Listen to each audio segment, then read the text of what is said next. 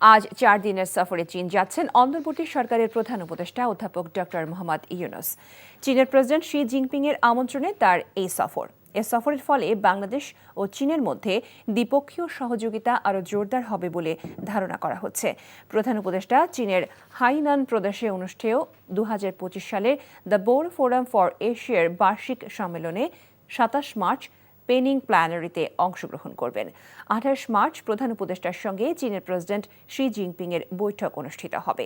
এ সফরে কোনো চুক্তি সই হচ্ছে না, তবে কয়েকটি সমঝোতা স্মারক সই হতে পারে।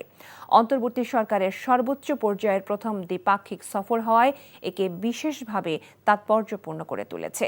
প্রধান উপদেষ্টার সফরটি ভূ রাজনীতিতে ভারসাম্য বজায় রাখতে সহায়ক হতে পারে বলে ধারণা বিশ্লেষকদের।